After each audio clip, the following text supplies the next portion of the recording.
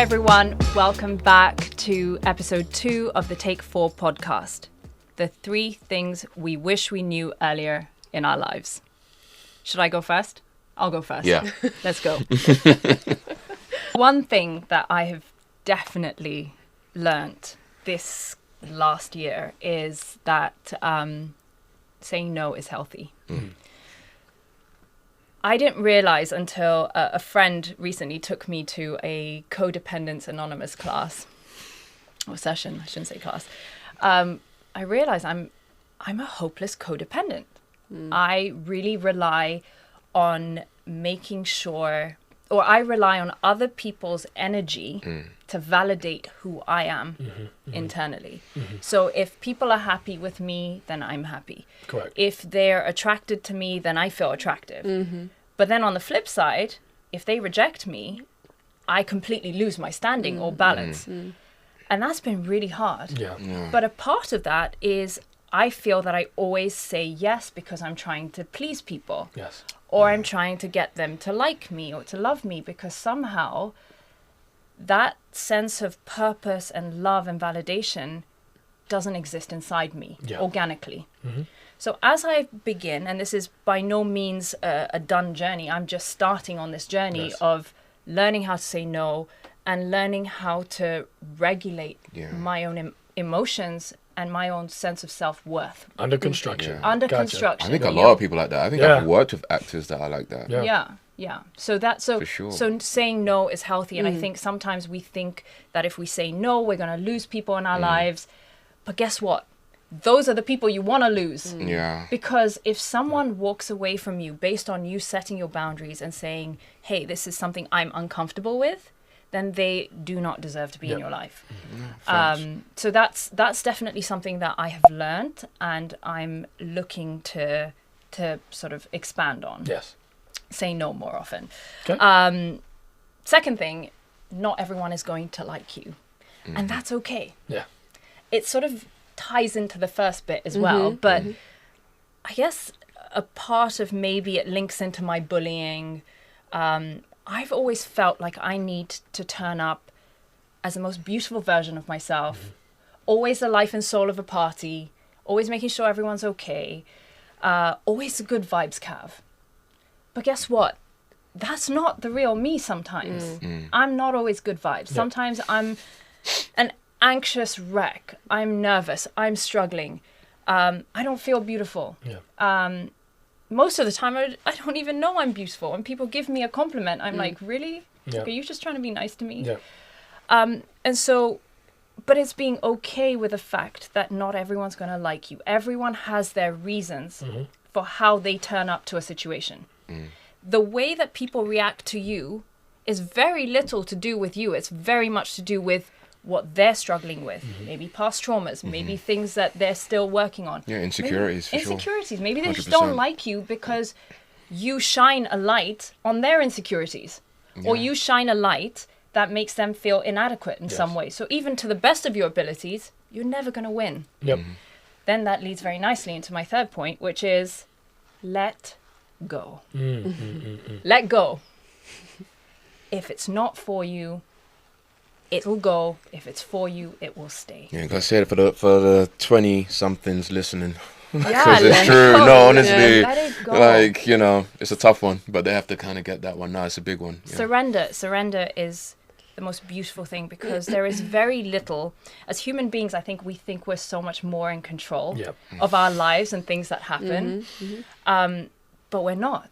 Yeah. There is so much that is open to God and things that are going to happen because they're in the natural flow and sequence of things. Yeah. So to the best of our abilities, we can try and control things, but actually ultimate peace comes as a result of ultimate surrender. Yeah. Let it go. That's beautiful. Yeah. Nice. Yeah. Well put. Yeah. Nice. Do you want to go next? Sure. Your sure. 3 things? Yeah. Mine would be, having 2 children, 2 failed marriages, Wow. married at 20 years old.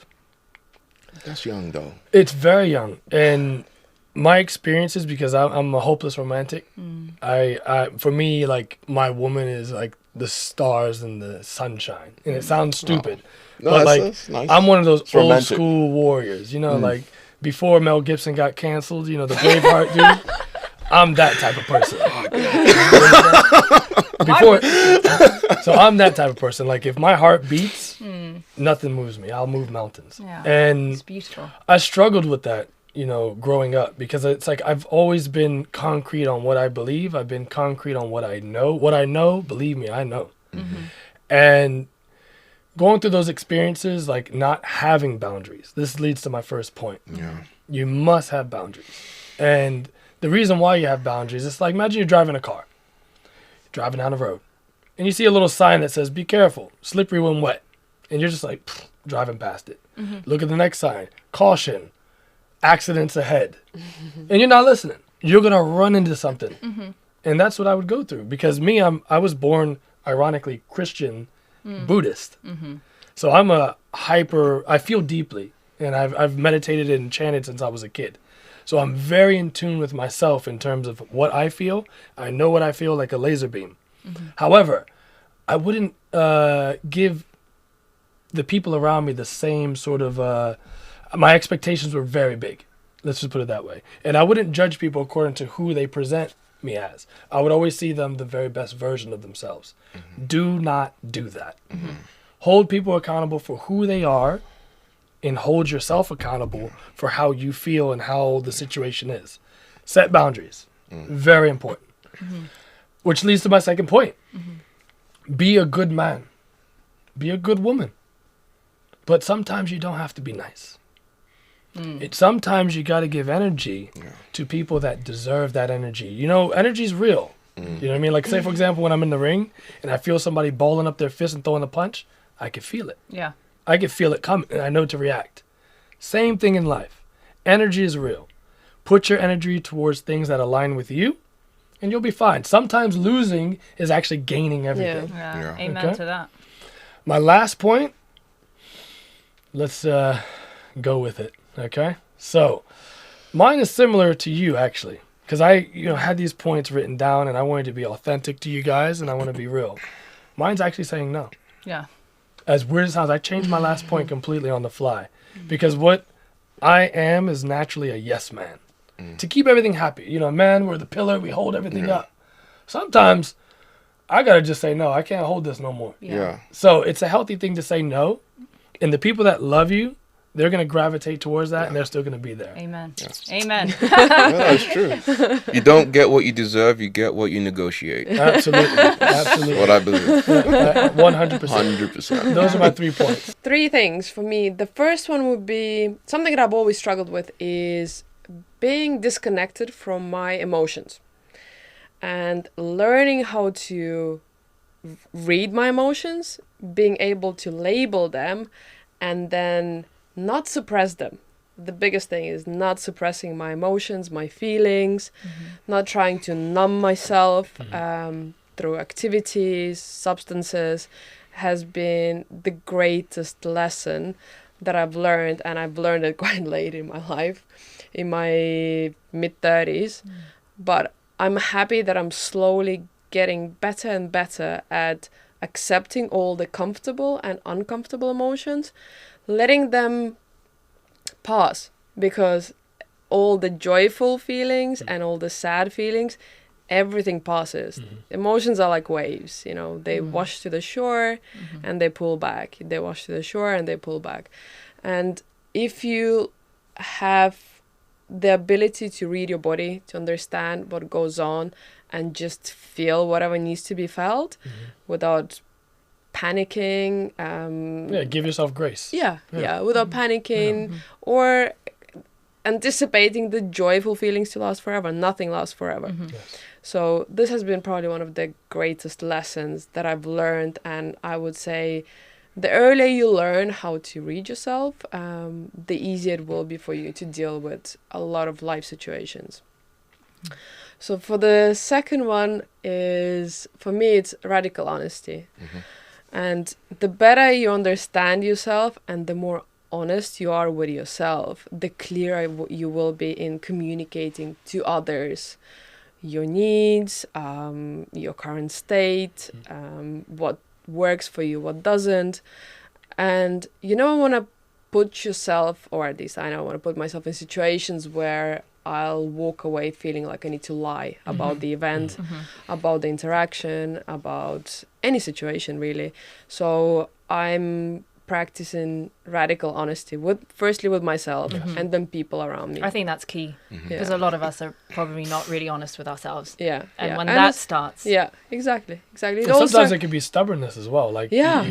you just don't want to admit you're wrong. You don't want like honesty isn't just like always good. yeah. Sometimes it's like I know I messed up, and you're like, ah. Yeah. So, or if you're honest with yourself, you might need to do something about it. yeah, Yeah. So if yeah, you're yeah, honest, yeah. you're like, oh my goodness. Yeah. This you see the flaws in yourself, correct. and that's uncomfortable for some people. Well, for me, it is. And I think also like working in health and fitness, you hear a lot of people lying to themselves. Yep. And I never take it personally when they come to me and they'll lie to me about their like lifestyle habits and their eating habits, because I'm here to help. So if Yeah. you can't be honest with yourself, I'm not going to There's be very able to little- help you. Yeah. Yeah. So once again, it's just like you try always create that safe environment, because we always lie because we feel like we're in danger. Yeah. We always lie because we feel like our safety or Yeah, or be security is gonna judged or something, gonna yeah. taken away from us. We're not Yeah. gonna be accepted. Yeah.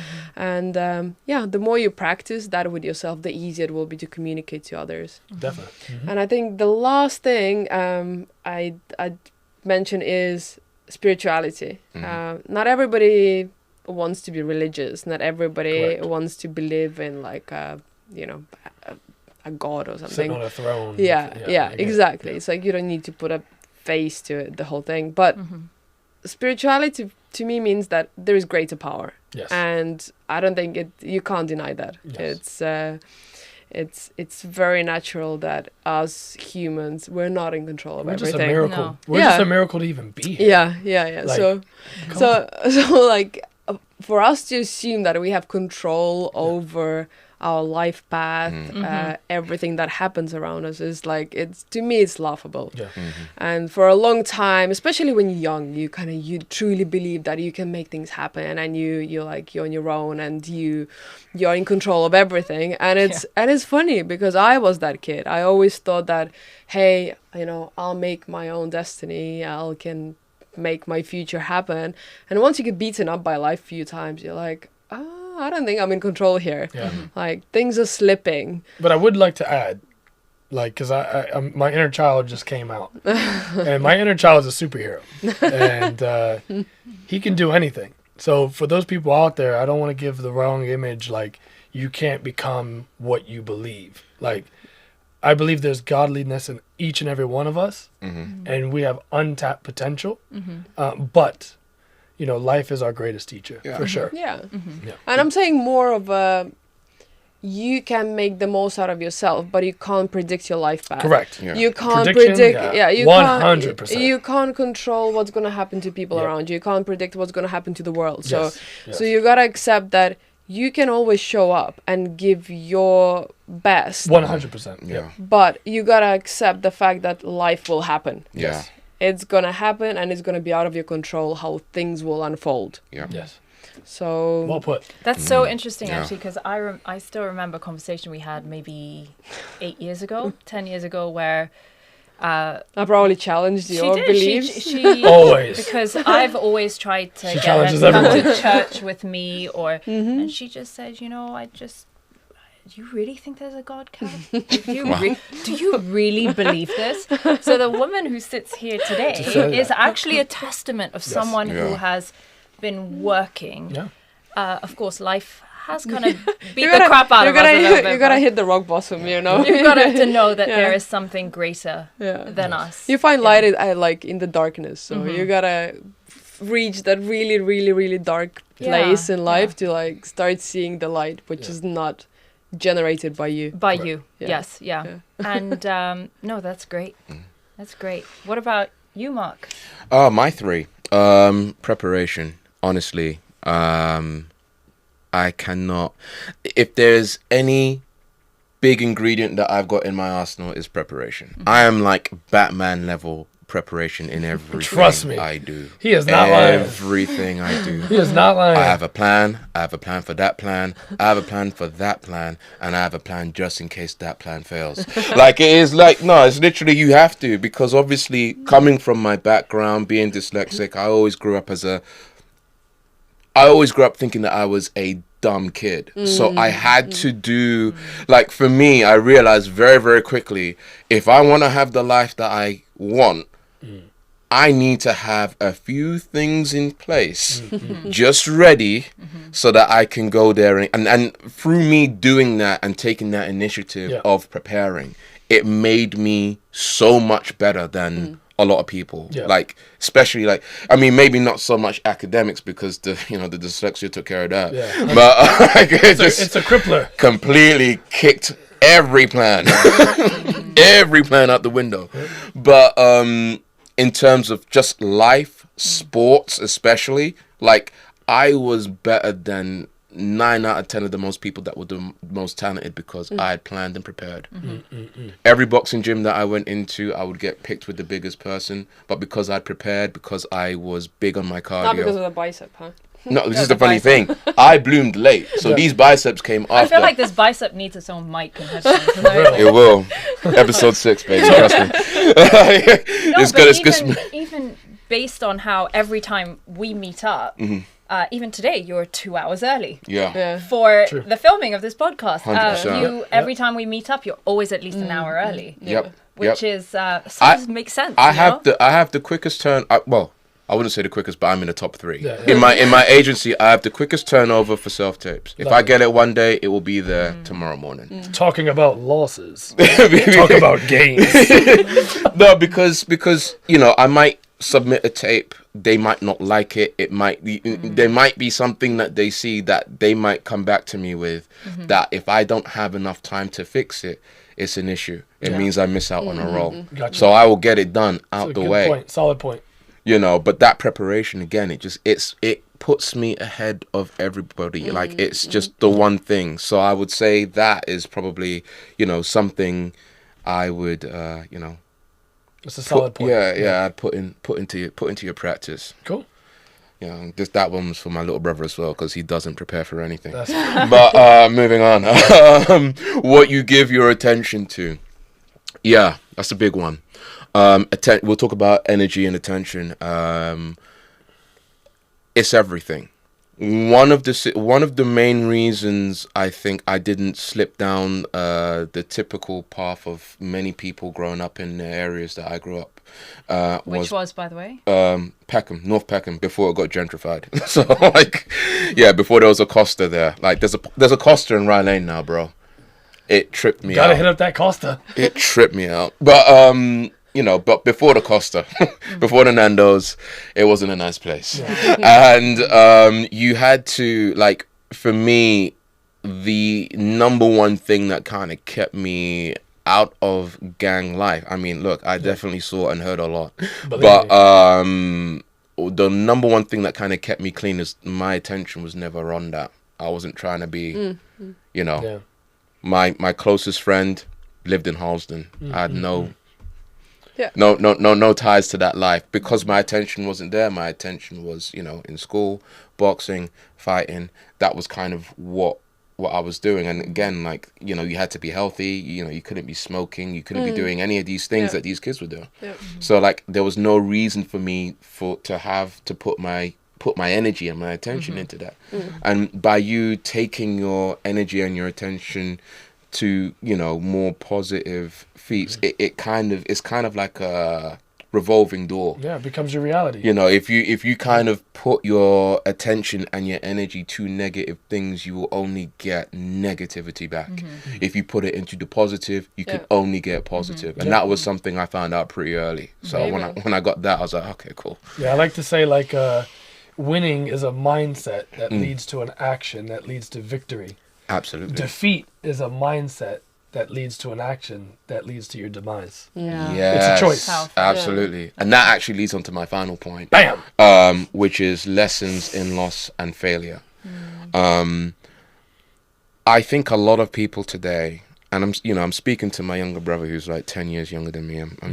I'm speaking to him when I say this. Like, there's a lot of people out here who project this image of success all the time. It's happy all the time. It's good all the time.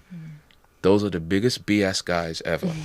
Okay, and I like literally, and I, you know, because my little brother, I try to really mentor him in this. It's just like the losses and the failures that you learn now are pivotal. You need to fail as much as you can in your 20s, so that by the time you're 30, you've got stuff to build upon. Correct. You should not be concerned about who's flying who. I was like, you know what? If you see someone where it's all like great, they've made it in their 20s, I could tell you this. One or two things, and none of them are good, but that person has done one or two things. He's either stabbed his friend in the back. In that case, you should not be around them people. Or number two, he's been put there by somebody else. He's not made that by himself. And he's going to have a whole bunch of insecurities and a whole bunch of problems that you also don't want to be near. Like your 20s as a dude is your formative years. You need to make as much mistakes as possible. You need But to statistically also, it's like the more you fail, it means the more you fail, it means the more you try. absolutely. So it's okay to fail. Yeah. Because it means you're going for things. Well, but it's look, it's that age-old thing, right? You know, the best way to find out what you don't want to do is the best way to find out what you want to do is to find out what you don't want to do. Yeah. Like, you got to throw yourself in as much stuff as you want to do. By the time I was 20, I was fixated on becoming an actor. Yeah. And things were, you know, were kind of in my favor with getting into a drama school and, you know, I got a job with the RSC when I left straight away. So it was fine. Like, I had stuff to kind of build upon, but, you know, there are a lot of kids out there who have, well, way more smarter, way more academic than me that might not know exactly what they want to do. And they're kind of stuck in this kind of choice mode. Yeah. And I'm just like, bro, just make a decision. Yeah. I think Just it's Make go, the wrong one. just go and try. Yeah. Go and try and Fail. try and Just try and mess try. up. I think I failed in life. I failed in love. I've failed in pretty much anything. I think it's about building a healthy relationship with failure. With it, Yeah. yes. Failure is your absolutely. ally. It's Yeah. not your enemy. It's your ally to success. Like my favorite boxers, like for example Floyd Mayweather, Roy Jones Jr., they were robbed in the Olympics. They received the silver medal. They're crying, like holding their face, leaving. Some of the most wealthy, well-known, talented professional boxers in history, and they've lost. Yeah. Like when I'm talking about lost, like tears, crying. Not like I'm doing a little push-up and I can't do one more. I'm talking about something they trained to execute, and they've won, and they were robbed. The point I'm trying to say is you have to build a healthy relationship. Yeah. I don't forget failure. Let's just take the word and bin it. Let's just talk about lessons. Yeah. Because then it makes you a better product. Yeah. Well, you don't learn anything from winning. You Yes. just get a lot of nice stuff for the silverware. But You know? also, what is Michael Jordan? What do you call? I'm sorry, this is terrible. no. What is when you get the ball in a basket? What is it? What is it? That's 2 points, right? It's Depending a on score. where. Is it A score. It's Yes, a score. yeah. So Michael Jordan talks. Guys, I'm sorry. That's gonna become a meme. It's gonna be. gonna be- That is so memeable. You guys are so mean. But you know what's good is Continue, that Ed. even though she doesn't understand what it was, I'm gonna. it's something that's impactful. Yes. So let's bring. That is the gonna be- point. It's impactful like him jumping from a 3-point line and slamming the ball. That's it. So let's go So for it. it's all the baskets that Yeah. he's missed Yeah. is what he says is his success. Of Yeah. course. Yeah, so it's not all the, I was going to say goals, I should not say that. It's not all the points that he scored. It's Yeah. all the points that he didn't score. Correct. Yeah. That he defines as his success. Correct. Yeah. It fuels you. Yeah. Like I do classes at BXR London. It's a Forbes listed health club. Oh, yeah, And yeah. they are like La Familia. They're family to me, you know? And when I do these classes, I always tell people, because like my classes are jam packed and I'm very blessed because I believe like time is precious. Yeah. So when someone comes to train with me, I'm like fully engaged. I can His come classes are the best. I can come into class, no lie, with one leg hopping in, and I'm giving 150%. Yeah. And I always tell people that, I hope you're tuning in and listening, because I always tell people, losing and failure and defeat are they're two different Yeah. things. Yeah. Yeah. Like I tell them, guys, have you guys left? Have you opened the door and walked out and never came back? That's defeat. Yeah. Losing is okay. It's a beautiful thing. It's actually part of I the process. encourage you to lose because that means you're teaches trying. you about yourself. Yeah. Yes. So much more. It If teaches you okay, I want to become better. I want to grow. Make a healthy relationship with losing, Yeah. and you'll be there. Yeah. Cool. Yeah. All right. Yeah. And that concludes our Hold on, second. Oh, sorry. Oh, wait, we missed He's it. got his bit. Kick in the door, wave in the 4-4. All you heard was Papa, don't hit me no more. Mark, take us out. Okay, that concludes our episode for today. Thank you all for tuning in. Don't forget to please join us on our socials. We've got our YouTube, which is T4 Podcast, and Instagram, the Take 4 Podcast. Bring it in. On 3. 1, 2, 3. Take Take 4. four. Peace. We out. Nice.